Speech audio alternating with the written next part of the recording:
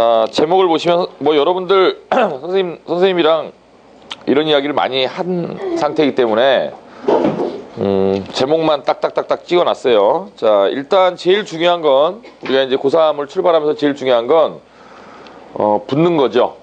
그죠? 항상 합격이 제일 중요한 겁니다. 그렇죠? 늘 하는 말이지만 뭐 과정에서 뭐 여러 가지 시행착오가 있었던 힘들었던 마지막에 붙으면 다 까먹는 거고요. 마지막에 떨어지면 뭐예요? 그 공부 안 했던 막 이런 안 좋은 기억들 내가 나는 뭐 떨어져도 싸 막 이러면서 자책하고 막 이렇게 되는 거거든요. 그래서 이제 붙는 게 제일 중요한데 합격을 하려면 이제 원서를 써야 되죠. 대한민국에 있는 어떤 대학도 원서를 쓰지 않는 학생을 뽑아주는 대학은 없어요. 알죠? 그렇죠? 원서를 써야 됩니다. 이제 원서를 언제 쓰냐 하면 접수하는 거는 이제 8월 한 중순에서 9월 초 사이에 접수를 하는 거예요. 이제 몇 달 남았어요? 그러니까 8개월이 채 남지 않았죠? 8개월 정도. 8개월 있으면 여러분들이 원서를 이제 쓰게 됩니다. 근데 실제로는 이제 원서를 쓰는 데는 나중에 여러분들이 리포트를 받게 되는데 여러분들 한 명 한 명마다 선생님이 리포트를 만들거든요. 들어와. 리포트를 만들게 되는데 여기 리포트에 이제 대학 이렇게 써 있고요. 전형 이렇게 써 있어요. 그렇죠? 그러면 예를 들면 뭐 A 대학의 무슨 학교 성적 우수자 전형, 그다음에 B 대학의 뭐 일반 전형, C 대학의 특기자 전형, 이런 식으로 줄줄줄줄 여기 이제 항목들이 나오겠죠. 그래서 학생들 한 명 한 명마다 이런 리포트를 받게 되는데 지금 이제 여러분들은 선생님이 이미 여러분들의 그 전형 스타일은 이미 다 알고 있죠. 이건 다 정해진 거예요, 이거는. 그렇죠? 이건 다 정해진 겁니다, 이미. 아시겠죠? 근데 요거를 갖다 이제 6개를 쓸 수 있는데 이 6개의 조합을 어떻게 하느냐. 예를 들면 일반 전형을 4개 쓰고 학생부 전형을 2개 쓰느냐, 일반 전형을 2개 쓰고 특기자 전형을 4개 쓰느냐, 이런 조합만 달라지는 거지. 이해 가시죠? 무슨 얘기인지. 그걸 정하는 건데 요거는 정해져 있어요. 왜냐하면 2년 동안 여러분들이 해놓은 게 있기 때문에 여러분들이 해놓은 걸 갖고 요 전형은 이미 다 여러분들의 그 내신과 비교과 학생부 그다음에 여태까지 여러분들이 들어왔던 수업들 이런 것들 갖고 이미 다 정해져 있는 거죠. 이제 뭐만 정하면 되냐면 요것만 정하면 되는 겁니다. 이해 가시죠? 이게 A, B, C, D가 될 수도 있고 D, F, E가 될 수도 있고. 좀 웃으면서 하자. 왜 이렇게 다 얼굴들이 다 굳었냐. 모르는 사람들끼리 얘기하는 것처럼 명랑하게 심각한 얘기한다고 그렇게 인상 쓴다고 달라지는 게 아니니까. 알겠지? 요게 A, B, C, D냐 D, E, F냐 요것만 달라지는 거예요. 요거는 이제 어떻게 달라지냐면 여러분들이 지금부터 남은 기간 동안 공부를 어떻게 해주냐에 따라 달라지는 겁니다. 아시겠죠? 무슨 얘기인지. 자, 선생님은 아까 제일 중요한 게 뭐라 그랬어요? 제일 중요한 게 뭐라 그랬어요? 요걸 목표로 하겠죠? 그렇죠? 그래서 이걸 갖다가 여러분들이 아무리 우겨도 얼토당토하게는 내가 안 하겠죠? 그죠? 당연히 붙을 수 있게 쓸 거잖아요. 그렇죠? 물론 아무리 붙을 수 있게 써도 수능 당일날 가서 여러분들이 그림을 그리고 와버리면 답이 없어지는 건데 어쨌든 정상적으로 평상시에 하던 것처럼 시험을 봐줄 거다라는 전제하에 수능도 그렇고 구술이나 논술이나 대학별고사도 그렇고 여러분들이 평상시에 쓰던 것처럼 써줄 것이다라는 전제하에 원서를 쓰는 거죠. 조금 안전하게 쓰긴 하지만. 아시겠죠? 무슨 얘기인지. 근데 막상 또 가서 그려버리면 또 답은 없는 거예요. 그래서 이제 요거를 쓰게 되는데 궁금하시죠? 여러분들도. 내가 좀 어디 좀 쓸 수 있을까? 어디 좀 갈 수 있을까? 이게 궁금하지? 오픈하고. 그래서 요런 이야기를 이제 언제 하냐면 여러분들이 지금 갖고 있는 거 갖고 이제 가능성을 언제 따지냐면 1월 달에 이제 면담을 하거든요. 1대1로. 1대1 하면서 선생님이 어느 정도는 이제 가이드를 줄 거예요. 요 정도는 가능하다, 불가능하다, 이런 식으로. 아시겠죠? 이렇게 가이드를 줄 거니까. 여러분들이 해야 될 일은, 모의고사 성적표는 다 냈죠? 안 냈나? 안 낸 사람 빨리 내시고, 모의고사 성적표 있어야 돼요. 모의고사 성적표 내시고, 그 다음에 학생부를, 좀 있으면 방학이죠? 방학하기 전에 학생부를 2학년 2학기 기록이 아마 안 된 학교가 대부분일 텐데 2학년 2학기 거 기록을 선생님들이 겨울방학 때 보통 하시니까 안 된 학생들이 대부분일 텐데 2학년 1학기까지 것만이라도 기록이 되어 있는 학생부를 꼭 띄워 놓으세요. 학교 방학 때 안 가는 학생도 있잖아요. 그러니까 띄어서 무슨 말인지 아시겠죠? 학생분을 미리 갖다 주세요. 그럼 선생님이 한 명씩 스케줄을 잡을 테니까. 알겠죠? 그래서 1월달 안에 뭐 거의 다 만날 수 있을 겁니다. 그래서 1월달 안에 만나서 뭐 이런 전형 이야기, 네가 이제 어떤 대학에 어떤 전형 정도 쓸 수 있을 것 같다 이런 이야기를 할 거고, 그 다음에 공부하는 학습법 이야기도 할 거고, 필요한 것들, 펑크난 것들 어떻게 메꿔 갈 건지 이런 이야기도 할 거예요. 됐죠? 무슨 얘기인지. 그래서 자, 1대1, 그러니까 1차 컨설팅을 하는 거예요. 입시 컨설 1대1 컨설팅 1차를 겨울방학 중에 해야 되는데, 1월달 중에 다 마무리하자. 거기에서 필요한 건 성적표와 학생부다. 아시겠죠? 성적표 뭐 다 갖고 있으니까. 자, 요거고요.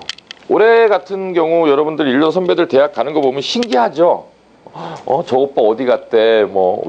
내가 아는 저 오빠는 왜 합격자 이름이 안 올라오지? 뭐 이런 여러 가지 생각들을 할 텐데, 항상 혹자는 뭐 대학을 잘 보냈다고 하고, 혹자는 못 보냈다고 하고, 근데 이제 선생님 항상 그렇죠. 이제 붙은 아이들은 뭐 그냥 한번 안아주고, 고생했다, 축하한다 해주고, 그럼 끝나지만 이제 안 된 아이들이 항상 마음에 걸리는 거죠. 같이 고생했는데 어떤 애는 되고 어떤 애는 안 되잖아요. 그래서 여러분들은 다 이렇게 합격해서 좋은 이야기로 마무리할 수 있도록 한번 최선을 다했으면 좋겠습니다. 여러분들도, 나도, 우리 선생님들도. 자, 그 다음에 이제 공부 이야기를 좀 할 건데, 수능하고 대학별고사가 있어요. 지금 남아있는 건 내신, 3학년 1학기 내신은 반영 비중이 굉장히 큽니다. 아시죠? 대부분의 대학들이 3학년 1학기 내신을 굉장히 많이 넣기 때문에 일단 3학년 1학기 내신까지는 잘 하셔야 돼요. 1학기 내신까지는. 그 다음에 이제 수능이 있고 대학별고사가 있는데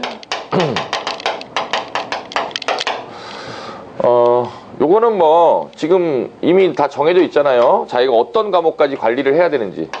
그렇죠? 어떤 과목까지 관리해야 되는지 이미 다 정해져 있는 거니까 학기가 시작되면 내년 3월에 마지막까지. 그러니까 제일 많이 들어가는 대학은 물론 그런 대학이 많지는 않지만 제일 많이 들어가는 대학은 1, 2학년 내신이 50%, 3학년 1학기 내신이 50% 이런 대학도 있어요.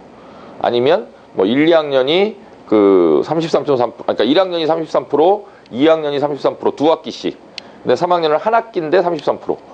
크죠? 그래서 3학년 1학기 내신이 상당히 비중이 큽니다. 그래서 이제 3학년 1학기 내신까지는 관리를 꼼꼼하게 잘 하셔야 되는 거고요. 근데 이제 이거는 좀 쉬워요. 1, 2학년 때보다는. 왜냐하면 대부분의 학교가 3학년 1학기 내신 범위가 어디예요? EBS입니다, EBS. 그래서 우리가 이제 방학 때 EBS를 수업을 할 거기 때문에 이미 이제 수업 시간에 수능을 위해서 공부를 다 했던 내신 책들이 바로 이제 중간고사, 기말고사에 또 똑같이 등장하는 거니까요. 아무래도 좀 여유가 있죠. 그렇죠?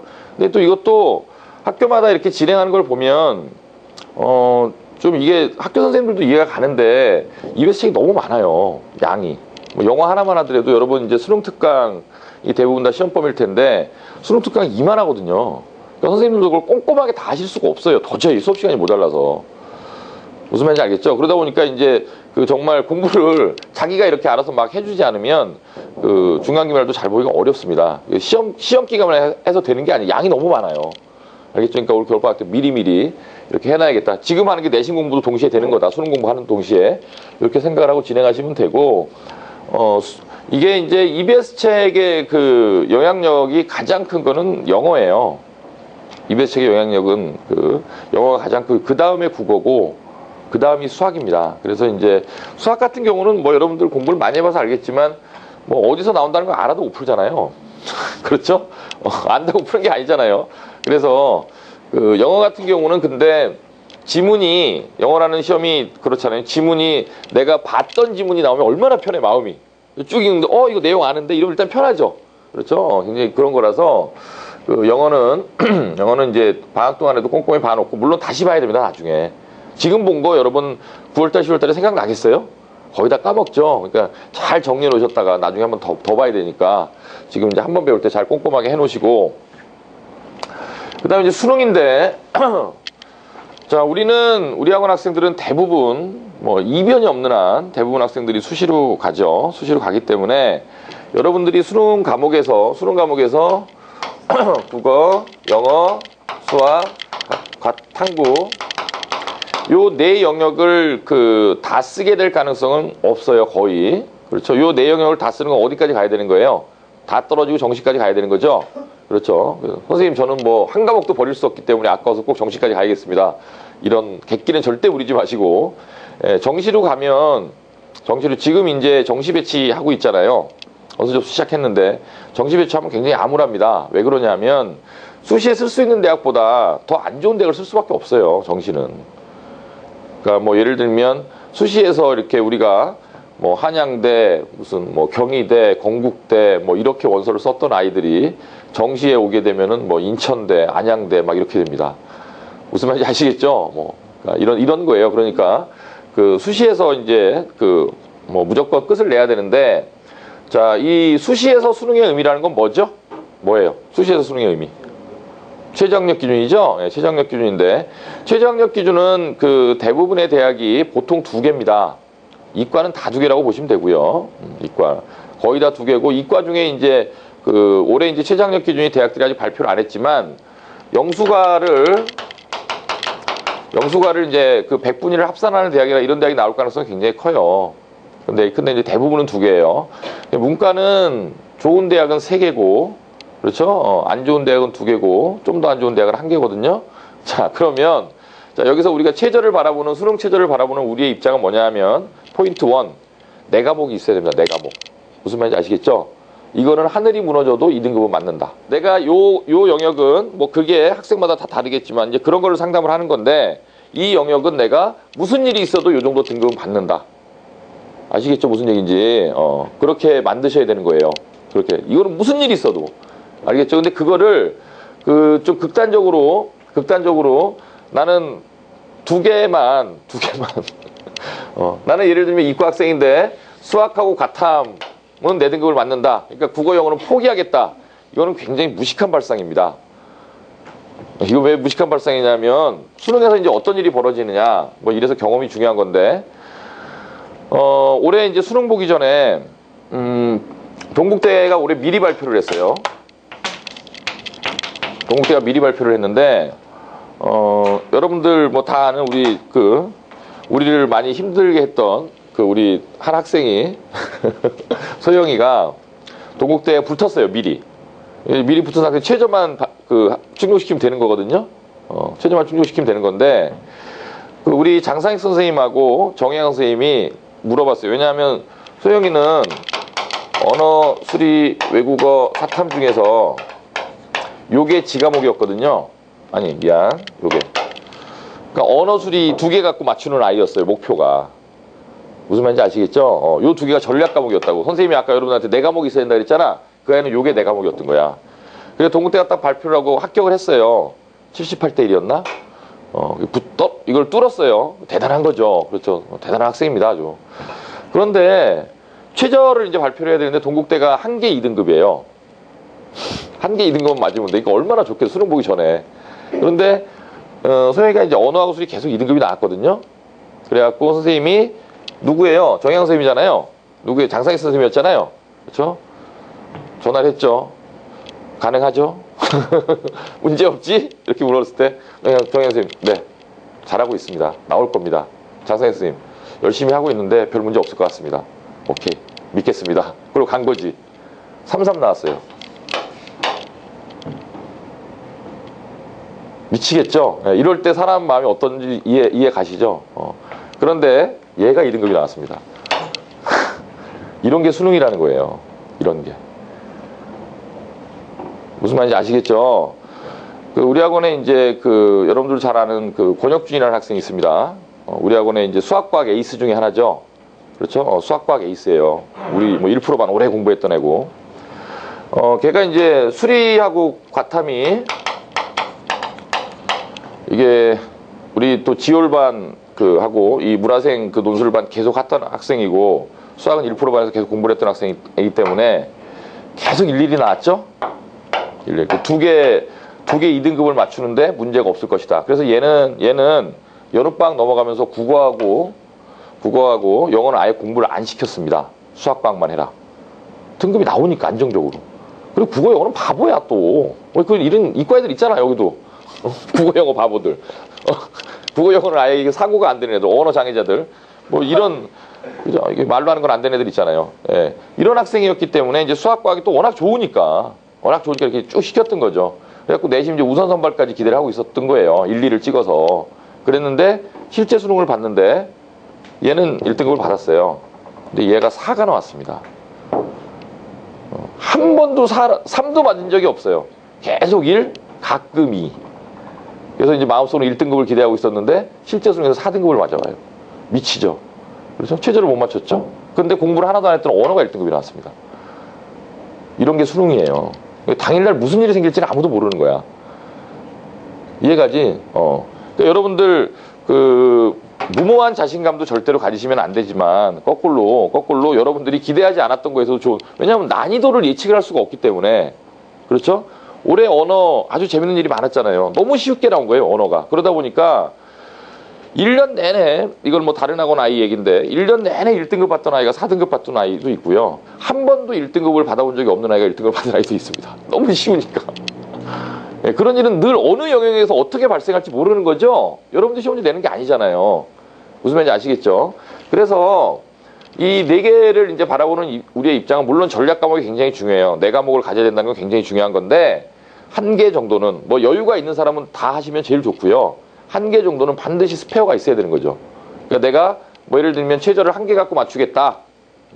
그러니까 우리 뭐 중위권, 중상위권 대학에 이제 지원하는 학생들 중에서는 뭐 수학, 과학 중에 1개만 최저를 요구하는 대학들도 있거든요.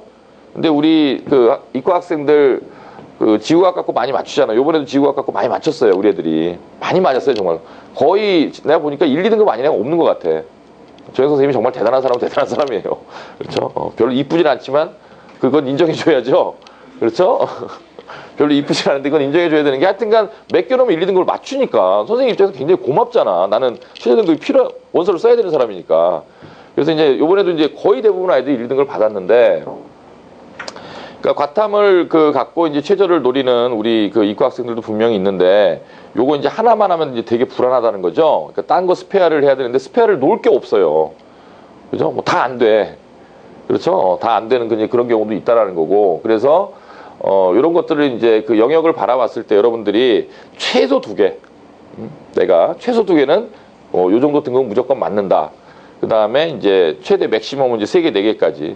근데 이제 문과 상위권 학생들은, 여기 뭐 우리 문과 상위권 학생 올해 별로 없는데 문과 상위권 학생들은 정시까지도 기대를 해야 됩니다. 문과는 정시에서도 꽤 뽑거든요. 문과는 무슨 말인지 아시겠죠? 그 다음에 이제 선생님이 계속 비교과를 해야 된다, 1, 2학년 때 그런 말들을 많이 했는데, 사실 비교과가 없는 학생들은 학생부 전형하고 일반 전형밖에 없거든요. 그렇잖아요. 가지고 있는 게 내신하고 논술밖에 없잖아. 논술을 계속 준비를 해왔으니까. 그지? 정윤아, 그지? 그거밖에 없잖아. 우리 정윤이도 그거밖에 없어요, 쓸 게. 비교과가 없으니까. 특기자 전형 못 쓰고 입사제 못 써요. 그럼 이제 내신 전형하고 일반 전형으로 쓸 건데, 자, 우리 정윤이가 원서를 쓸 때 내신 전형으로 더 좋은 원서를 쓸까요? 일반 전형으로 더 좋은 원서를 쓸까요? 일반 전형으로 더 좋은 대학의 원서를 쓰는 거죠. 그렇죠? 내신 전형으로는 좀 낮은 데를 쓰고 일반 전형으로 더 높은 데를 쓸 거예요. 이해 가시죠? 무슨 얘기인지. 근데 이제 일반 전형은 경쟁률이 보통 몇 대 1이에요? 50대 1이면 굉장히 약한 겁니다. 대부분이 우리 아까 얘기했던 소영이가 78대 1이라 그랬죠? 작년에 병철이가 몇 대 1인데 붙은 거예요? 130대 1. 이런 거예요. 그렇죠? 130대 1인데 붙었잖아. 그러니까, 근데 물론 이렇게 선생님 잘 된 경우를 얘기하지만, 일반 전형에서 사실은 만약에 이제 논술 전형으로, 일반적인 논술 전형이니까 갔을 때 실제로 이렇게 50대 1 정도 된다 그러면 사실은 10대 1 안쪽이에요. 왜냐하면 논술 준비가 돼 있는 아이들이 그리 많지 않아요. 선생님, 여러분 저학년 때부터 계속 논술을 강조했던 사람이잖아요. 그러니까 우리 학원 애들은 굉장히 준비가 잘 돼 있는 편입니다. 사실은. 우리 학원 애들은 잘 돼 있으니까 그럼 뭐 70몇 대 1, 130몇 대 1 이런 게 뚫는 아이들이 나오는 거죠. 꾸준히 해왔으니까. 근데 여러분 학교 가서 보시면 알지만 실제로 뭐 논술을 1학년 때부터 뭐 꾸준히 준비한다든가 그렇게 고집스럽게 이제 수학과학을 우리 학생들 과학을 내가 고집스럽게 1학년 때부터 시켜놨잖아요. 그렇죠. 그렇게 이제 돼 있는 학생들이 그리 많지 않아요. 그래서 실질 경쟁률은 뭐 50대 1 정도가 된다 그러더라도 실질 경쟁률은 10대 1 안쪽이다라고 생각하시면 되는데 문제는 10대 1도 굉장히 높죠. 그러니까 일반 전형이라는 건, 논술 전형이라는 거는 다 붙을 수도 있지만 항상 다 떨어질 수도 있는 거거든요. 이제 보험을 들어야죠. 그죠? 보험을 드는데 학생부 전형 갖고 이제 보험을 드는 거예요. 좀 낮게. 그러니까 뭐 예를 들면 일반 전형으로 뭐 연대, 고대, 뭐 서강대, 성대 이렇게 썼다 문과 학생이. 그럼 2개 정도는 학생부 전형으로 어디로 쭉 내려가서 뭐 동국대나 건대나 이런 데를 써놓는 거죠.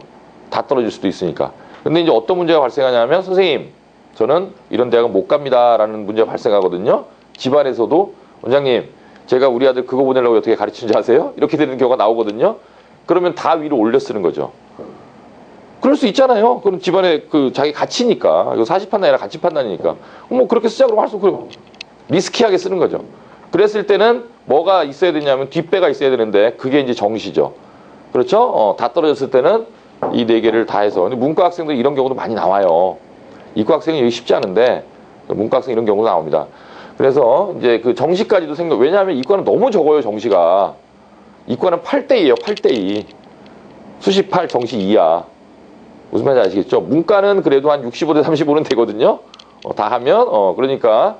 그래서 이제 그 아까 선생님이 정시까지 안 가야 된다고 말을 했지만 그래도 혹시나 다 안 됐을 경우에 특히 일반 전형만 갖고 있는 학생들은 다 안 됐을 경우에는 정시까지 생각을 해야 되기 때문에 그 문과 학생들은 이제 그 좀 위에 중상위권 이상 있는 학생들은 사실은 내 영역을 다 하는 게 제일 좋습니다. 아시겠죠? 자, 그 다음에 수능을 바라보는 입장을 얘기하고 있는 거예요. 이과 학생들은 올해 이제 그 AB가 생겼잖아요. 사실 AB가 생겼다고 해서 문과는 바뀐 게 하나도 없어요. 원래 수리가 나형이었기 때문에 똑같습니다, 문과는. 근데 이제 이과는 무슨 문제가 생기냐면 이제 국어가 A가 됐다라는 거죠. 그죠? 여러분들 그 전에하고 달라진 건 국어가 A가 됐다라는 건데, 자, 이게 이제 무슨 의미인지를 그 얘기를 할게요. 자, 국어가 A형이라는 게 생긴 순간 이제 무슨 일이 생기냐면 그 전체 응시자가 전체 이제 원래 언어 영역이었던 국어 영역 응시자가 문과 학생들도 원래 이제 A, B형 다 합치면은 65만 이상이 응시를 하거든요. 65만 이상이 응시를 하는데 이게 A, B형으로 갈라지는 순간 문과 응시자가 어떻게 되겠어요? B형 응시자가 줄겠죠. 그렇죠? 대략 40만 명 정도 될 겁니다.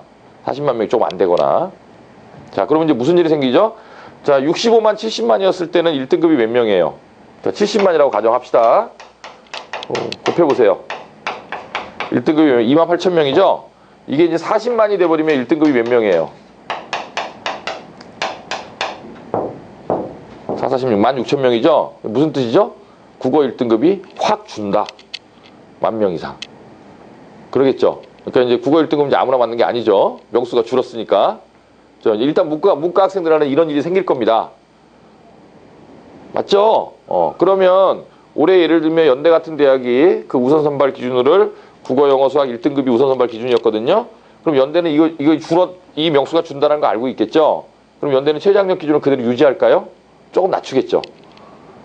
그래서 이런 변수가 이런 것까지 생각을 해야 되는 거죠. 이런 것까지 생각을 해야 되는데, 그러니까 선생님 생각에는 그냥 고집스럽게 대학의 자존심이니까 그냥 똑같이 이제 국영수 1등급을 그 우선 선발 기준으로 유지할 가능성도 있고요. 합 4 정도로 낮추거나 아니면 100분위로. 그러니까 합 4로 막 낮춘다는 얘기는 뭐 이런 애들도 우선 선발 대상으로 하겠다는 얘기잖아요. 그렇죠? 아니면 뭐 이렇게 1등급이 이제 96이니까 96, 뭐 한 92에서 94. 2등급까지는 가기 싫고, 요 명수 계산에서 이렇게 100분위의 합으로 바뀔 가능성도 있고. 그래서 이게 최저학력 기준이 발표가 나는 건, 수능 최저가 발표가 나는 건, 대략 5월 정도는 돼야 알 수 있어요. 내년까지는 아무도 몰라요. 그냥 예측을 하는 거지, 지금은. 이해 가시죠? 무슨 얘기인지. 그런데 이과 학생들은 무슨 일이 생기냐면, 자, 이 상위권 대학들이 A형으로 바뀐 이 국어를 최저학력 기준으로 인정을 하겠냐라는 문제가 발생하겠죠. 쉬우니까. 올해 여러분들이 그 중간에 한번 봤잖아요. 몇 월 달에 봤죠? 봄인가 한번 봤잖아요. 모의 저기를. 그 다음에 요번 수능도 바뀌어서 11월 수능도 이런 형태로 바뀌어서 나왔죠. 그죠? 근데 문제가 쉽죠. 확실히. A형은 확실히 쉬웠습니다.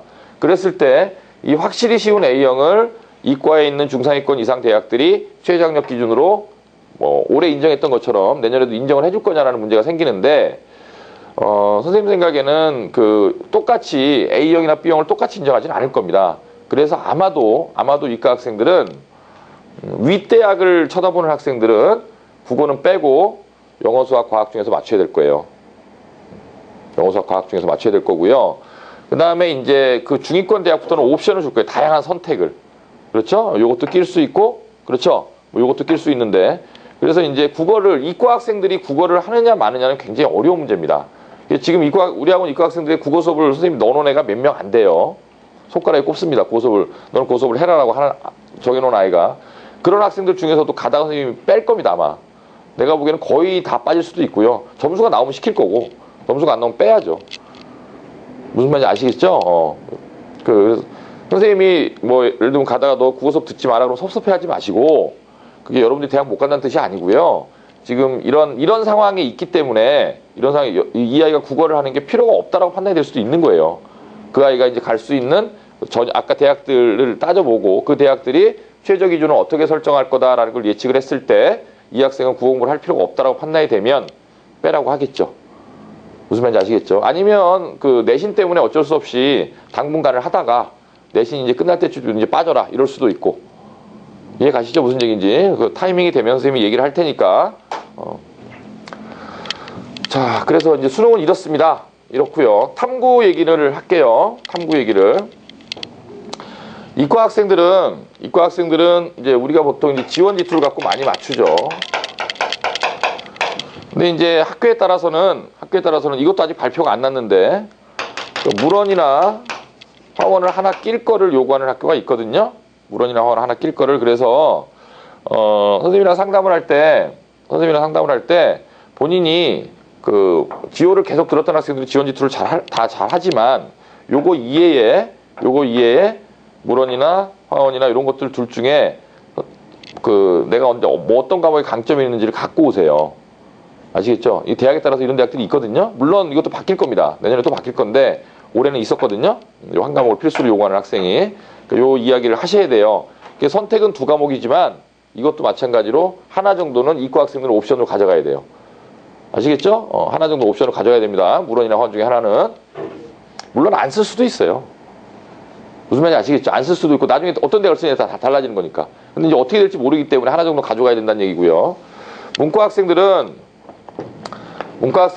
그 상위권 대학은 일반 전형 같은 경우에 사실 사탐으로 최저를 맞출 일은 별로 없어요. 왜냐하면 대부분 다 이제 우승 선발 노리고 가기 때문에 그런 건 없는데 아까 얘기한 대로 정시도 있고 그다음에 중위권 대학들 중에는 이제 그 거기 붙는 아이들 중에 사탐으로 그 최저를 맞추는 아이들도 많거든요. 근데 이제 사탐이라는 그 과목 자체가 지금부터 사실 공부하기 좀 부담스럽죠. 할 게 너무 많으니까. 선택은 해놓으셔야 됩니다. 선택은. 그렇죠? 내가 뭘 할 것인가. 그래서 이제 그 제일 좋은 건 자기가 이제 등급을 확실히 맞출 수 있는 과목을 선택하는 건데 이게 이제 공부를 그 2번 하는 불편함을 좀 없애기 위해서 이제 추천 과목은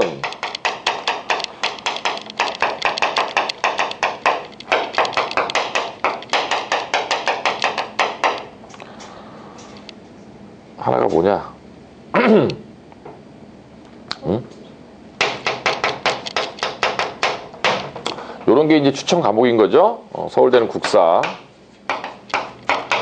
그렇죠? 자, 그럼 사탐이 과목이 좋은 과목인지를 설명해 드릴게요.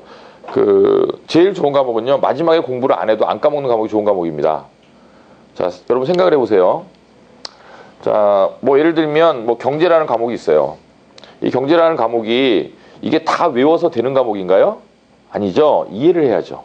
그렇죠? 어떤 원리에 의해서 작동되는지를 이해를 해야. 그래서 예를 들면 수능이 한 달 정도 남았는데 2달 정도 남았는데 지금 경제가 계속 1, 2등급이 나오고 있습니다. 그러면 한두 달 정도 남은 동안에 문제만 쭉 풀어도 얘는 계속 그 등급이 나와요. 까먹는 과목이 아니기 때문에. 이해 가시죠? 얘는 어때요? 계속 까먹죠? 외워야 될 게 너무 많죠? 그렇죠? 동아시아사, 그렇죠? 세계문화사, 이런 것들 워낙 외울 게 많기 때문에 이런 과목들은 이제 마지막까지 계속 공부를 해야 되는 과목입니다. 굉장히 로드가 많이 걸리죠. 그렇죠? 그래서 사탐을 선택할 때는 그런 것도 다 생각을 하셔야 되는 거예요. 마지막에 이게 얼마나 나한테 부담을 줄 것인가. 근데 마지막에 실제로 시간이 없어요. 여러분들 9월달 넘어가면 시간이 없습니다. 뭐 정신없이 지나가요, 하루하루가. 자, 그래서 사탁 과목을 선택할 때도 물론 선생님이 상담할 때 다 이렇게 얘기하겠지만 이런 정도 과목에서 이제 선택하시는 게 좋고요. 물론 선생님 저는 지리가 너무 좋아요. 그럼 하세요. 괜찮으니까. 지리가 점수가 잘 나오면 해야지. 하는데 그 대부분 학생들이 농구수를 봐야 되는 학생이고 이런 것들에서는 이제 농구술 문제하고의 관련성이 굉장히 크잖아요. 문과 같은 경우는. 그렇기 때문에 이제 이런 쪽으로 이제 그 추천을 하는 거죠. 자, 이렇게 좀 무겁고 어려운 주제를 이야기하니까 슬슬 지겹죠? 자, 그렇습니다. 그 다음에 이제 그 대학별고사 얘기인데요. 수능 이야기는 이런 거. 수능을 바라보는, 물론 공부법을 얘기하는 건 아니에요. 공부법은 좀 이따 얘기할게요. 대학별고사 얘기인데, 대학별고사라는 건 말 그대로 각 대학이 자기 대학의 이름으로 출제하는 시험을 대학별고사라고 합니다. 그렇죠? 대학별고사의 종류가 뭐가 있어요? 논술, 구술, 적성 세 가지가 있는 거죠.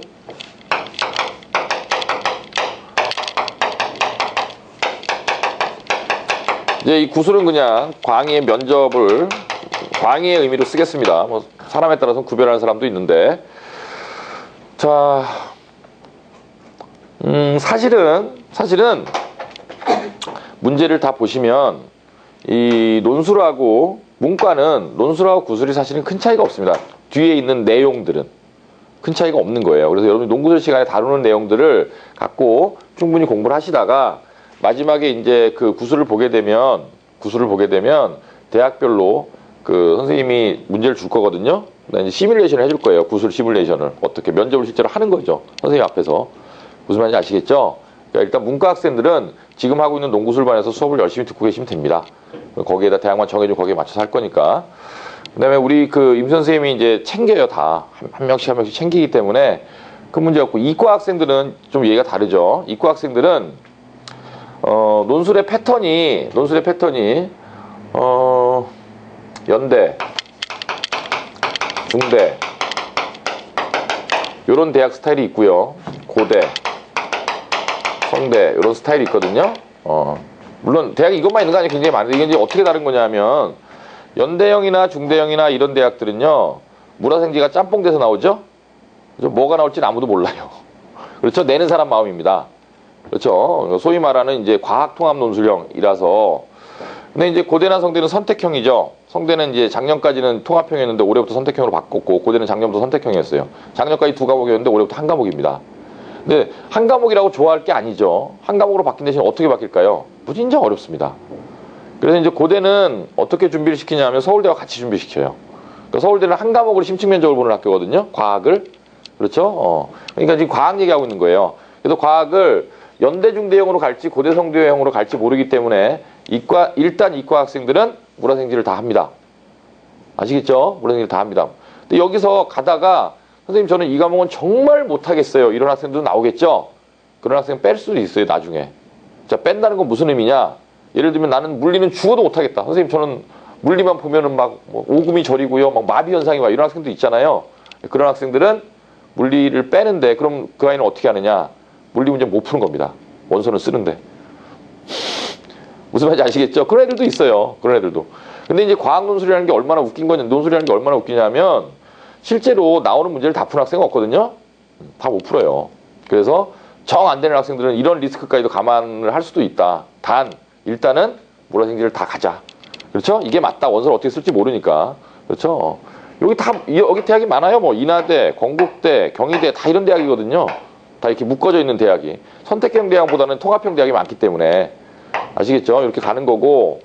그 다음에 이제 그 구술을 보게 되면 구술을 보는 학생들은 한 과목은 완전 특화된 자기 과목이 있어야 되는 거죠?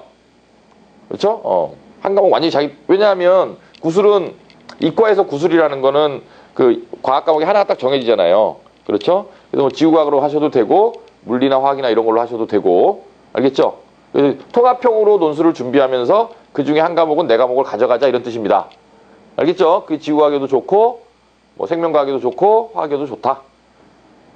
됐죠? 그러니까 이거는 이제 4+1 개념이죠. 물화생지 논술을 다 준비를 하는데 거기다 내 과목 하나는 또 만들어 놔라 이런 뜻입니다. 됐죠? 이렇게 가는 거예요. 적성은 지금은 생각 안 하셔도 됩니다. 저 나중에 때가 되면 적성 준비를, 여기는 우리 학원에는 지금 적성 준비를 할 학생은 없어요. 현재 스코어는. 칭찬입니다. 적성은 어느 대학이에요? 어느 대학 적성 보는 대학이에요? 세종대, 명지대, 경기대, 한양대 에리카, 그렇죠? 그 다음에 가천대, 가톨릭대, 이런 대학들이거든요. 그러니까 이제 서울권에 있긴 하죠. 서울 경기권에 있긴 하지만 좀 안 좋은 대학들, 이런 대학이 적성을 보는데 지금 현재 우리 학원에는 여기 쓸 학생은 없어요. 없으니까 이제 일단은 생각하지 않으셔도 돼요. 나중에 정 안 나오면 이것까지 수능이 너무 안 나와서 체조를 못 맞추겠다 이렇게 나오면 뭐 요것도 선생님이 적성 콘텐츠도 다 갖고 있습니다. 올해는 적성 수업을 했어요. 학원에서도 했는데 사실은 안 했으면 좋겠어요. 좀 슬프니까 더 그 윗대학으로 다 가야죠. 그랬으면 좋겠다. 그래서 대학별고사는 이렇다라는 거고요. 그 다음에 이제 내신 이야기는 아까 했고, 뭐 제목이 이제 별무반인데, 자, 우리 학생들이 공부를 하다 보면 지금 여기 별무반에 없는 학생이 없죠. 그 공부를 하다 보면 정리가 들어왔으니까 다 들어왔죠. 공부를 하다 보면 고3 때는요 가장 중요한 게 고3 때는 가장 중요한 게 내용보다 심리입니다. 마음이 안정돼야 되거든요. 그 여러분이 가다 보면 별일이 다 생겨요. 예를 들면 계속 내가 언어는 1, 2등급이 나왔는데 갑자기 4월 모의고사에서 4등급이 나오는 경우도 생기고요. 알겠죠? 시험이 특히 이제 시험이 임박하면 막 8월쯤 막 다 가서 막 공부를 하고 있는데 다른 애들은 다 잘하는 것 같아. 근데 나는 갑자기 책을 폈더니 나는 왜 이렇게 안 하는 게 맞지? 안 하는 게 왜 이렇게 안 해놓은 게 이렇게 많지? 이런 생각이 들거든요.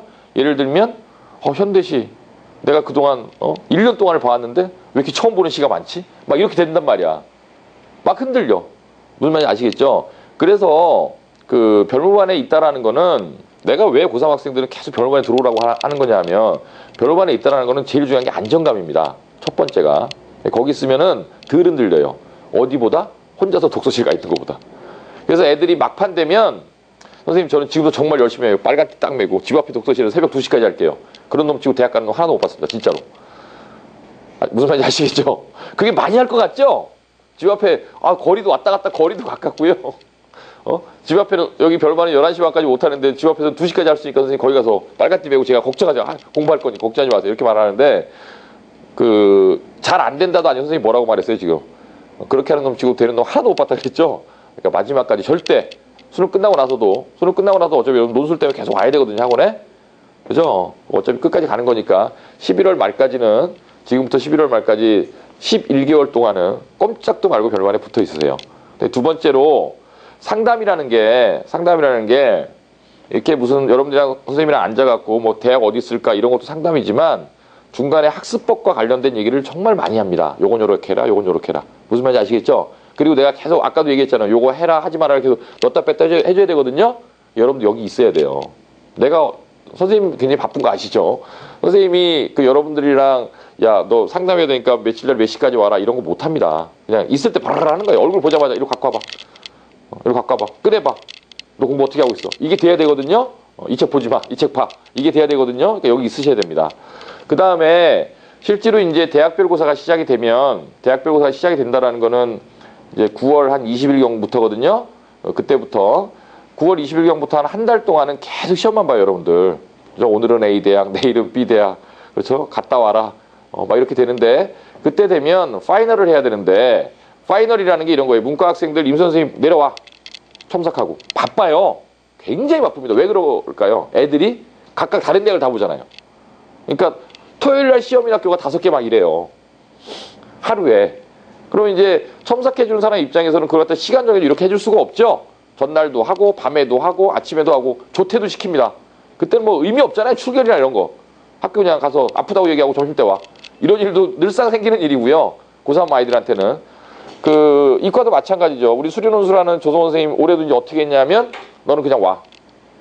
자, 10시 넘어서 수업 못하게 하니까 데리고 집으로 가서 수업하고. 무슨 말인지 아시겠죠? 그런 일이, 아니 왜 해야 되는데 시간이 없다니까? 그래갖고 막판에는 그때 인하대였나요? 인하대 파이널 할 때는 저한테 와갖고 원장님 저 도저히 수업 시간이 모자라서 도저히 안 되겠습니다. 풀어줄 문제가 너무 많은데 10시 이후에 수업을 하게 해달라는 거죠. 안 돼. 절대 안 돼. 우리하고 그냥 안 놔두는 거 알잖아. 절대 안 돼. 그래갖고 혼자서 다 찍었어요. 혼자서 셀카로. 혼자서 빈 교실에서. 그래 지금 올라가 있는 강의가 그 강의예요. 혼자서 찍은 거예요. 시간이 없네 시간이. 무슨 말인지 아시겠죠? 왜 별로반이 있어야 되는지 아시겠죠? 계속 끄집어내서 수업을 맘대로 할 수 있어야 돼 그때는. 알겠죠? 그래서 이제 나가지 마시고 꼭 여기 붙어 있으세요. 응?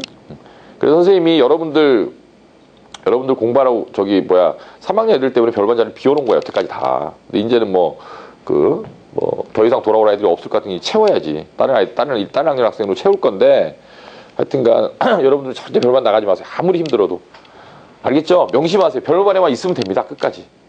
그러면 대학 갈 확률이 몇십 프로 높아지니까. 별반은 여러분들이 없어도 다 차는 공간이지만 정말 여러분들 위해서 하는 얘기예요. 별반은 무조건 끝까지 있어라. 알겠죠? 반드시 있어라. 자, 그런 겁니다. 그 다음에 이제 그 주말 모의고사는 아마 1월 달부터 시작들을 하실 텐데 이제 무슨 문제가 생기냐면 여기 교회 다니는 사람 손 들어보세요. 오늘 없나? 하나도? 일부러 손 안 드는 거야? 그 주말 모의고사라는 건 뭐냐 하면 국어, 영어, 수학 선생님들이 3학년 아이들이 이제 모의고사를 되게 보고 싶어 해요. 왜 보고 싶어 하냐면 학생들을 가르치면서 제일 그 중요한 건 시간인데 시간이라는 건 뭐냐 하면 아이들이 전부 다를 갖다가 이제 공부할 수가 없고 자기가 못하는 걸 위주로 해야 되잖아요. 근데 이제 어떤 걸 못하고 어떤 걸 잘하는지 알려면 제일 좋은 게 시험이죠. 근데 여러분들이 시험 보는 게 또 싫죠. 그렇죠? 근데 이제 시험을 안 보면 몰라요. 그래서 시험을 계속 봐줘야 돼. 그렇죠? 선생님의 입장에서는. 그래야 예를 들면 국어 선생님의 입장에서는 얘는 계속 일단 과학 지문만 나오면 얘는 다 틀리는구나. 이런 애들 있잖아요. 그렇죠? 그 다음에 영어 선생님의 입장에서는 이 새끼는 도대체 빈칸만 나오고 빈칸이랑 무슨 왼수가 졌나. 이런 아이들도 있거든. 그렇죠? 그래서 그런 걸 계속 파악을 해야 되고 그 어떤 학생이 어떤 문제를 틀린다 그랬을 때 그거에 관한 코멘트를 계속 해줘야 돼 옆에서. 그렇죠? 이게 선생님의 입장이고 여러분들의 입장에서는 이제 무슨 일이 생기냐면 아까 1년 내내 1, 2등급을 받던 학생이 갑자기 4등급을 받았다라는 얘기를 했잖아요. 자, 왜 이런 일이 생겼느냐? 문제가 어려웠습니다. 갑자기. 올해 수리 가형이 어려웠잖아요. 그렇죠? 평상시에 모의고사 보는 것도 어려웠던 거예요. 그러니까 문제가 어려우니까 꼬인 거야, 애가. 어디서? 한 15번 정도에서 꼬인 거지. 그래서 시간을 다 써버린 거야. 평상시에 자기 패턴대로 갔으면 절대 4등급이 안 나와. 근데 이제 1, 2등급 받던 애가 4등급이 나왔다라는 건 평상시보다 실력이 갑자기 줄어요? 그게 아니거든. 시험 운영을 잘못한 거야. 중간에 시간을 안 써야 될 때서 너무 많이 쓴 거지. 그러니까 찍고 넘어갔어야 되는 거야, 얘를. 찍고 포기하고 넘어가고 딴 문제를 풀어서 맞췄어야 되는 건데 한 문제를 갖고 무슨 지가 아카데믹한 놈이라고 내가 이 문제를 가문의 명예를 걸고 반드시 풀어낼 거야 말겠다. 그렇죠? 그래서 한 문제를 갖고 막 20분씩 쓰는 거죠. 이게 미친놈이지 이게. 그렇죠? 이게 무슨 얘기냐? 시험을 보는 건 실력도 중요하지만 시험을 어떻게 운용하는가 하는 것도 굉장히 중요한 거거든요. 그러니까 예를 들면 외국어가 70분이잖아요. 70분 동안 시험을 본다. 그러면 몇 분쯤 지나면 예를 들면 45분쯤 지났다. 듣기가 끝나고 45분쯤 지났다. 50분쯤 지났다. 나는 몇 번쯤 와 있어야 된다를 몸이 알고 있어야 돼. 알겠니? 시험 보는 기술자가 돼야 돼요. 이해 가시죠?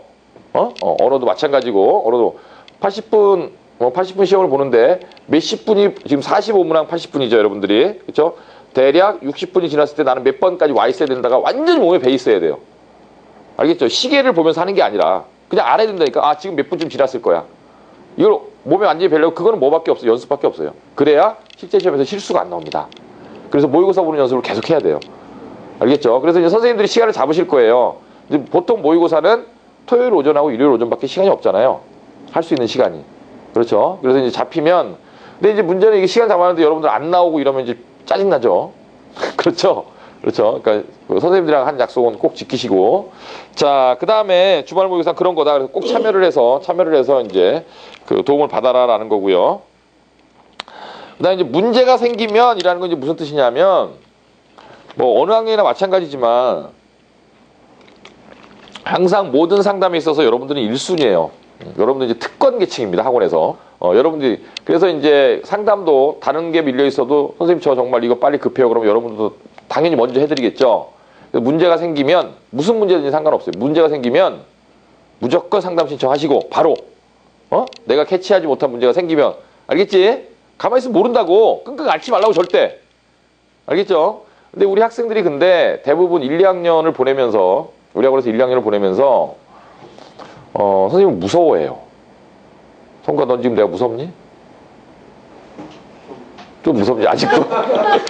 이미 대학을 갔어도 무서워. 왜 그러냐 하면 이미지가 그렇게 되어 있죠. 이미지가 되어 있. 근데 3학년 때 그런 거 이렇게 신경 쓰지 마시고 그 상담이라는 게 비단 뭐 아까도 얘기했지만 그런 것만이 상담이 아니거든요.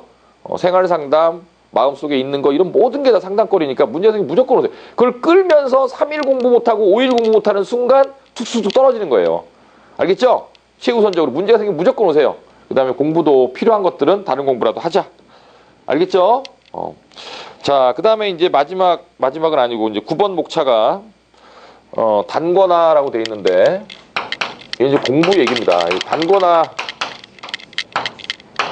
이게 무슨 뜻일까? 정연아, 단권화가 무슨 뜻인 것 같아? 응? 단권 이거야? 무슨 뜻일 것 같아? 단권화가 뭐야? 단권화가 이게 무슨 단자예요? 짧을 단? 단자 아는 거 짧은 단자밖에 없지. 헛단자죠. 그래서 이 단권화라는 건 무슨 뜻이냐면 공부의 일반 원리인데, 자, 그 밑에 항목이랑 잘 들으세요. 그 밑에 항목이랑 맥을 같이 하는 거죠. 선생님이 여러분들보다 잘난 건 경험이에요. 나는 여러분들 공부를 많이 해봤죠. 그렇죠? 그리고 대입을 많이 치러봤죠. 이게 선생님 경험이잖아요. 자, 그 밑에 있는 항목이랑 똑같은 건데 수능 한 달 전에 한 달이 남았습니다. 수능 일주일이 남았어요. 자, 생각해 보세요. 시연아, 수능 일주일 남으면 너 영어 뭐 볼 거냐? 모르겠지. 그지? 수능 일주일이 나오면 윤지 너 수학 뭐 볼래? 수능 일주일이 나왔을 때 수학 뭐 볼래? 뭐 공부할래? 모르겠지. 그렇죠? 그걸 만드는 겁니다.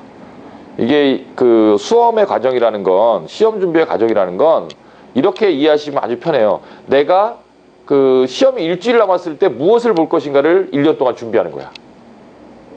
무슨 말인지 알겠니? 자, 수학은 뭘 보냐 하면요, 일주일 남았을 때 오답 노트를 보는 겁니다. 맞죠? 그 오답 노트를 몇 년, 1년 동안 만드는 거예요. 그렇죠? 근데 지금 오답 노트 만들기 좀 부담스러운 학생들이 있죠? 왜? 너무 많아서 도대체 어디까지 선생님 오답 노트가 10건이에요 뭐 이러면 문제가 처음에는 좀 너무 좀 그러면. 근데 이게 문제라는 게, 수학 같은 문제는, 수학이나 과학 같은 경우는 참 재밌는 게요, 틀린 문제를 꼭 또 틀려요. 그렇죠? 모르는 걸 계속 모릅니다. 이렇거든요. 그래서 그 오답 노트를 만들어가는 건 굉장히 그 의미가 있는 작업이에요. 지금부터 시작을 하시는 게 좋습니다.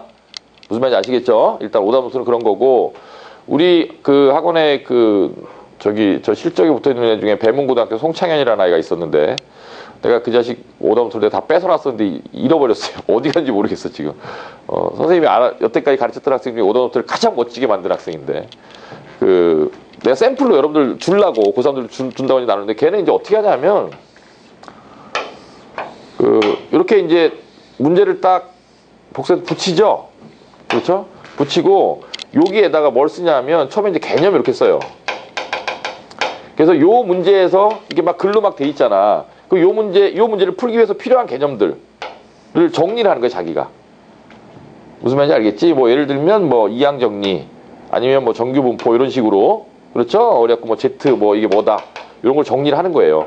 그렇죠? 그리고 그 개념들 중에서 자기가 요 문제를 왜 못 풀었, 그러니까 자기가 뭔가 빠진 개념이 있으니까 모르는 개념이 있으면 못 풀었을 거잖아. 그걸 빨간 줄을 딱 펴놓고 개념, 그 다음에 풀이를, 정답을 쓰는 거죠.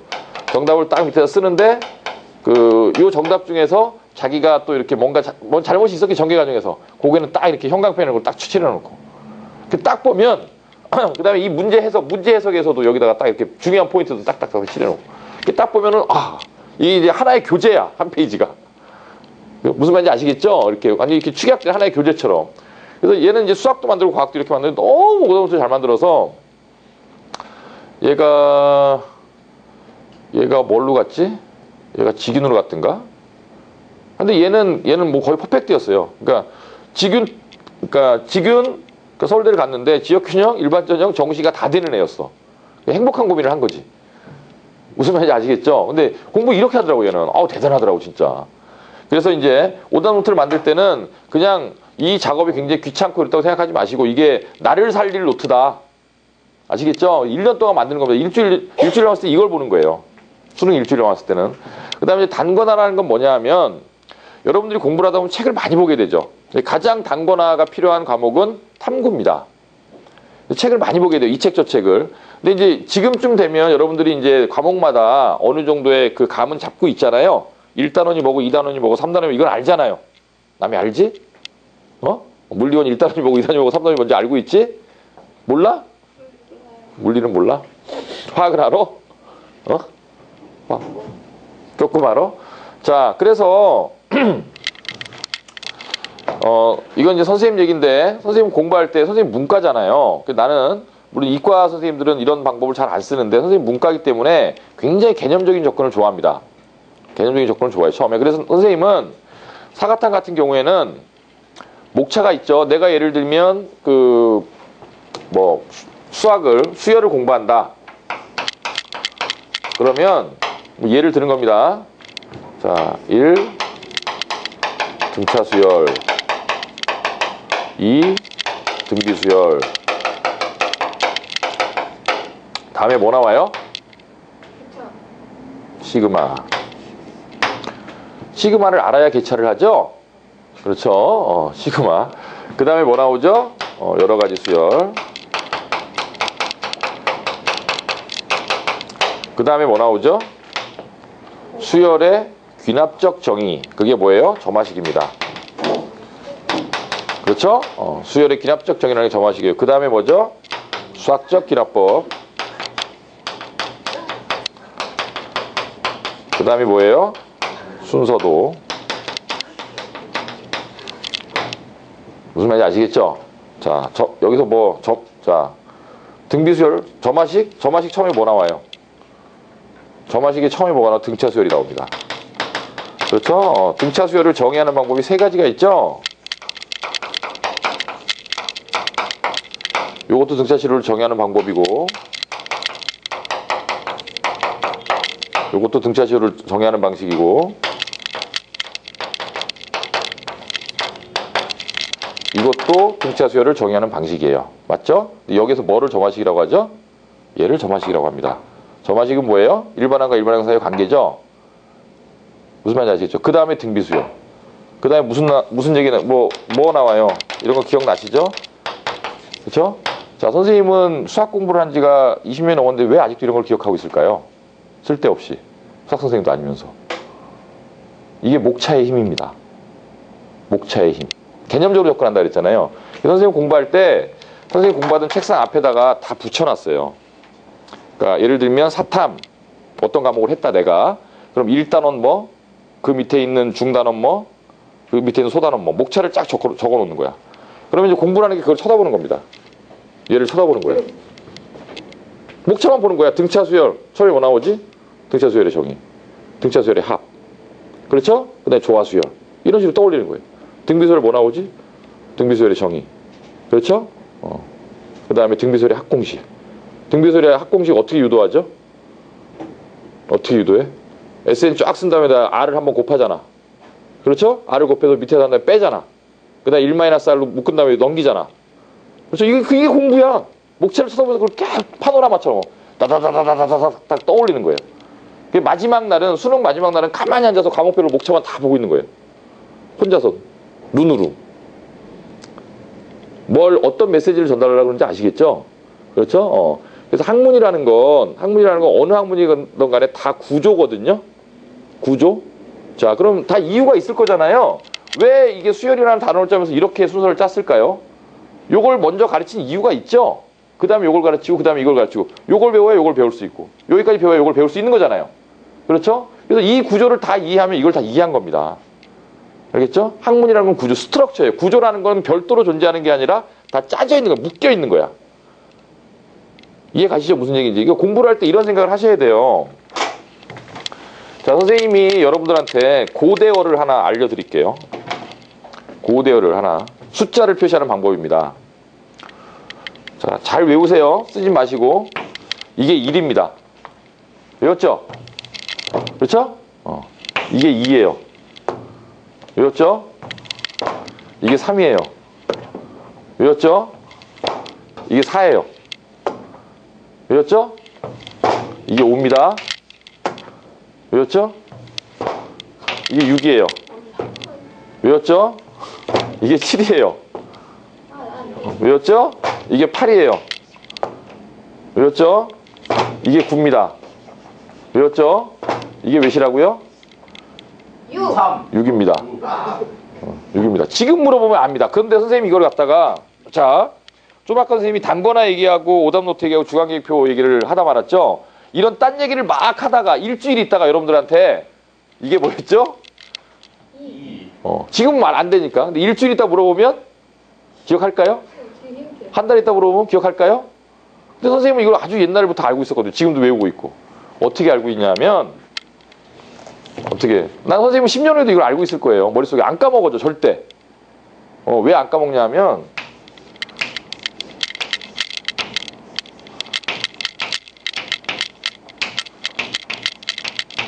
1, 2, 3, 4, 5, 6, 7, 8, 9거든요. 이게 단순 암기와 구조화의 차이예요. 무슨 말인지 아시겠죠? 어떤 메시지를 전달하는지 아시죠? 자, 그래서 공부를 못하는 사람들은 항상 단편적으로 다가가요. 팩트만 딱딱 보고 다 따로따로 하려고 그래. 공부를 잘하는 사람들은 그걸 갖다 하나의 개념으로 스트럭처로 묶을 줄 압니다. 그래서 목차를 쫙 보면 쫙 떠오르는 거예요. 하나씩 하나씩. 그렇죠? 그래서 목차의 힘은 정말 무서운 거예요. 목차의 힘은. 아직까지 선생님이 수학 목차를 다 외울 수 있는 이유는 선생님이 고등학교 때 공부할 때 목차 위주로 공부를 했기 때문이에요. 그게 머릿속에 다 절대 못 까먹어요. 까먹고 싶어도. 그렇죠? 내가 아무리 까먹고 싶다고 머리를 뭐 이렇게 샤프로 몇 번을 까먹어도 이렇게 지워지겠냐고. 여러분들이 아는 우리 현영이가 고등학교 가서도 선생님이 가르칠 수 있을 정도로. 그렇죠? 걔가 고등학교 가면 이제 10년 남았는데 10년 이후에 선생님이 까먹을까요 이거를? 못 까먹는다니까. 이런 게 구조의 힘이야. 무슨 말인지 아시겠죠? 그래서 단권화를 시키는 겁니다. 단권화를 시키는데 단권화라는 거는 여러분들이 보게 되는 많은 책들이 있어요. 많은 책들이 있는데 그 책들을 뭐 예를 들면 뭐가 있을까요? 뭐 EBS 뭐 교재 1 이게 있을 거고 그 다음에 뭐 EBS 교재 2 이게 있을 거고 뭐 학원에서 배운 고광균 화학 이런 책이 있을 거고 그렇죠? 이런 책이 있을 거고 그 다음에 또 무슨 어디서 나온 메가에서 나온 메가화학 이런 책이 있을 거잖아요. 자, 이거를 한 권으로 다 모으는 겁니다. 한 권으로. 아시겠죠? 자기의 주교재를 하나 만들어서 과목당 하나씩 자기의 주교재를 만들어서 그 내용이 가장 많은 게 제일 좋아요. 여기에다가 자, 내용은 설명은 큰 차이가 없잖아요. 근데 요 책에는 없는데 요 책에만 있는 게 있겠죠? 아니면 요 책보다 요 책에서 정리가 다 더 잘 돼 있는 게 있겠죠? 그걸 갖다 옮기는 거예요. 옮기는 방법은 복사를 해서 붙여서 해도 되고요. 포스트잇을 사용하셔도 되고요. 그냥 손으로 써도 됩니다. 알겠죠? 손으로 쓴 걸 갖다 찢어갖고 옆에다 풀로 붙이셔도 되고요. 알겠죠? 단권화를 하는 거예요. 단권화를. 그렇죠? 그래서 마지막에는 수능이 일주일 남았을 때는 요것만 보는 겁니다. 눈으로만 쫙. 그렇죠? 그거하고 또 뭘 보는 거죠? 오답노트만 보는 거죠. 1년 동안 만들어 오답노트. 그래서 단권화된 나의 메인 교재 과목별로 내 메인 교재 하나, 그 다음에 오답노트 하나. 요것만 갖고 공부하는 겁니다. 그렇죠? 전날은 뭐 하는 거예요? 단권화된 교재에 목차만 쫙 보는 거죠. 목차만. 쫙 보면 하나씩 쫙 떠오르게. 눈 감고 그래. 등차담에 등비 나왔었지. 그래. 그 다음에 시그마였어. 그래. 이걸 어떻게 끌어냈었지. 머릿속에 이게 돼야 공부가 된 거야. 알겠죠? 그래서 오늘 그 마지막에 하는 얘기는 그 단권화와 오답노트와 목차 구조. 이게 키워드입니다. 단권화, 오답노트. 공부를 잘하는 사람은 목차로 공부한다. 수학 선생님들은 이런 얘기하면 잘 이해 못해요. 이건 다분히 문과적 발상입니다. 수학 선생님들은 무슨 수학을 그렇게 그냥 풀리면 푸는 거 못 풀면 못 푸는 거지. 직관적으로 다가가죠. 그죠? 이과 선생님들은. 선생님 문과 출신이기 때문에 선생님 굉장히 구조적이고 개념적으로 다가가는 거고. 그렇죠? 그게 뭐가 좋고 나쁘다는 건 아니에요. 그 다음에 뭐예요? 구조. 그렇죠? 이게 뭐라고? 그래. 죽을 때까지 안 까먹잖아, 이제. 너를 줄 때가 이게 구조의 힘이라니까. 까먹고 싶어도 못 까먹어. 공부는 이렇게 하는 겁니다. 그래서 이제 구조를 모르겠는 건 구조화를 시키는 거고, 영어 단어를 외우는 거 똑같은 거예요. 영어 단어를 나이가 계속 먹는데도 안 까먹는 이유는 영어 단어를 외울 때 한 단어 한 단어가 다 요게 왜 그런 뜻이 되는지가 구조화돼서 머릿속에 들어왔기 때문이죠. 그러니까 안 까먹는 거거든요. 근데 그거를 갖다가 뭐 예를 들면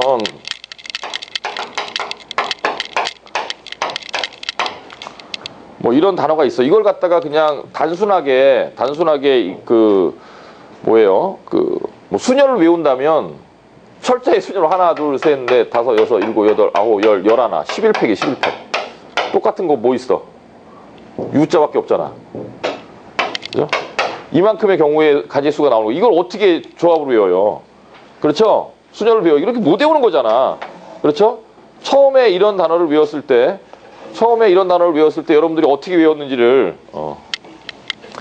자, 그래서 단거나 오답노트와 목차와 구조다. 요 말 이해했죠?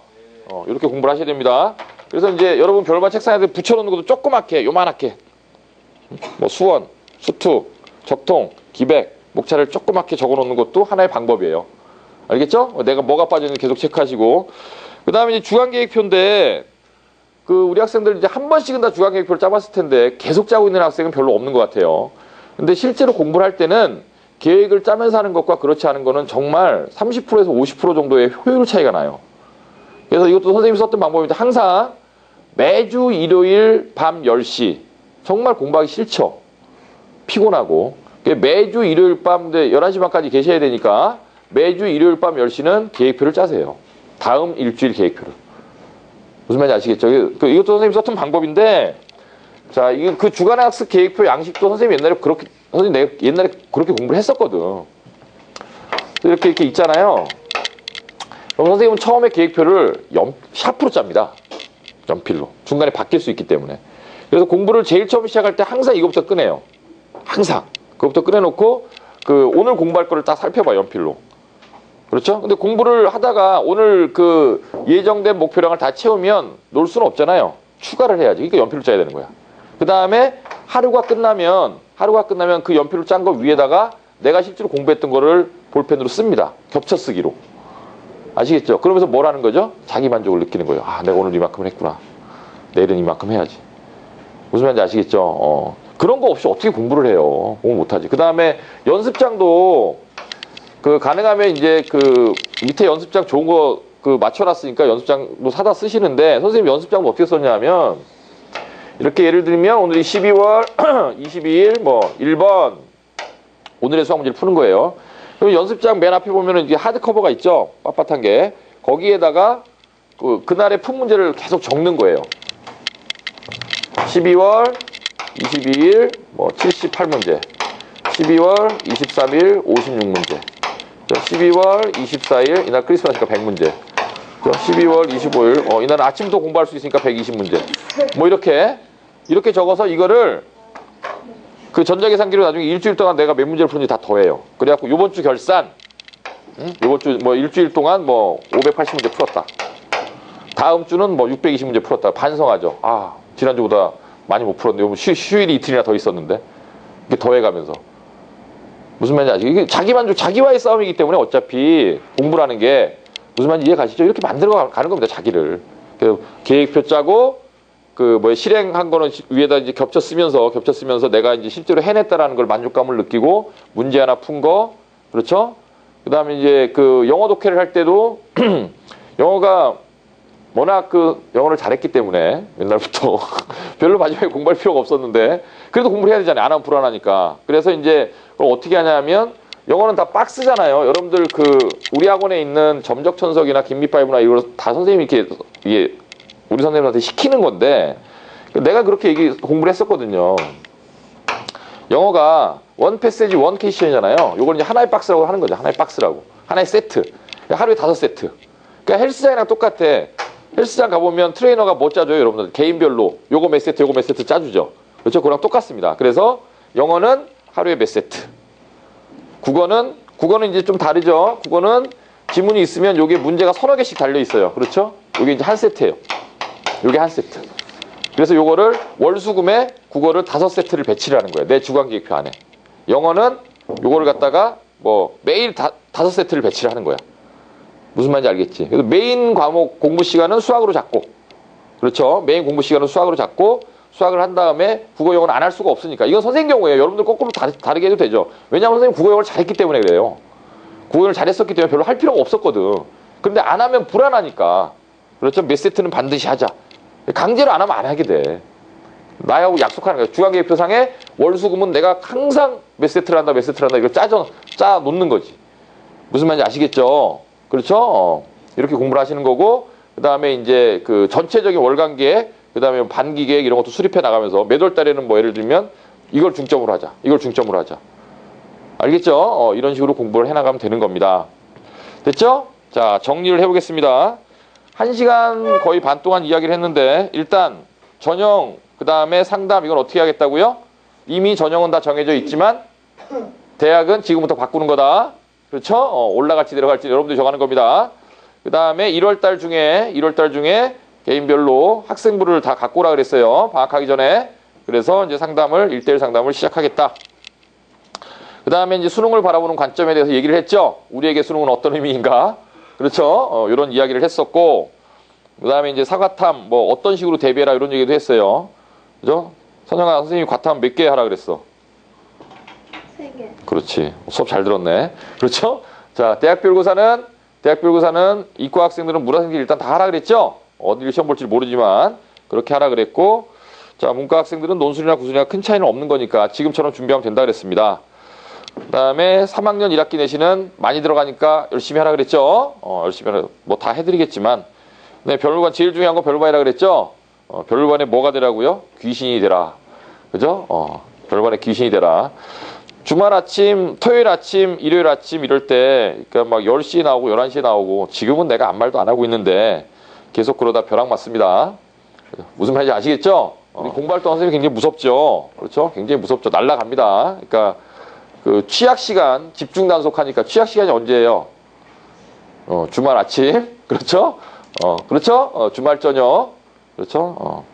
무조건 9시, 11시 반을 고수하시고, 알겠죠? 9시, 11시 반을 고수하시고, 중간에 이렇게, 좀 제발, 이건 뭐 잔소리인데, 제발 그 쓸데없는 시간 좀 쓰지 마세요. 제발. 그 교무실에 와서 서성이지 좀 마시고, 교무실 왔을 때는 여러분 뭘 질문할 때만 오세요. 괜히 그냥 이 선생님 찝쩍거리고 그냥 앉아갖고 어쩌고 농담 걸고, 왜 이렇게 자기 인생을 방기하죠? 왜 이렇게 안 아까워요, 그 시간? 오지 마세요, 교무실에. 그러니까 딱 볼일만 보고 가면 되는 거지. 알겠죠? 알겠죠? 뭐 특정인을 놓고 내가 선생님이 얘기하는 건 아닙니다. 다 놓고 얘기하는 거 다. 그런 거 보면 참 답답해요. 자, 그런 얘기 했었고요. 그 다음에 주말 모의고사 토요일하고 일요일에는 이제 선생님들이 잡아 나가실 겁니다.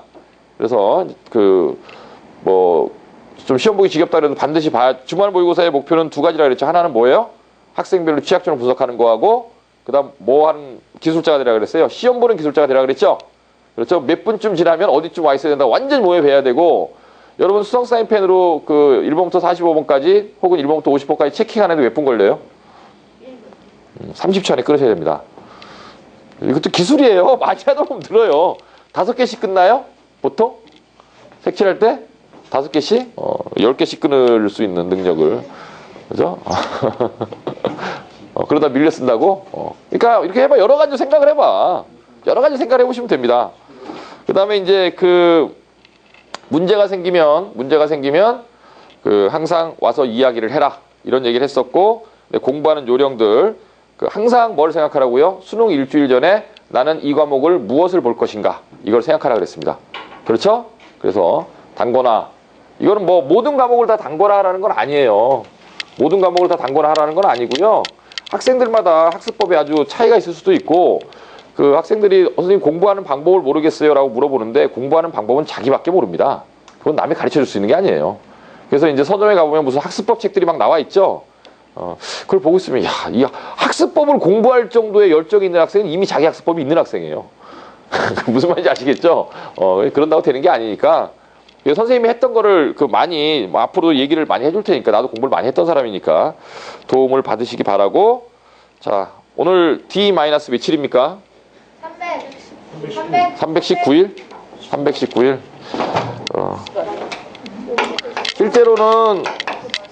실제로는 내년 수능이 며칠이지? 10일인가요? 7. 11월 7일? 7. 11월 7일이에요, 내년. 7.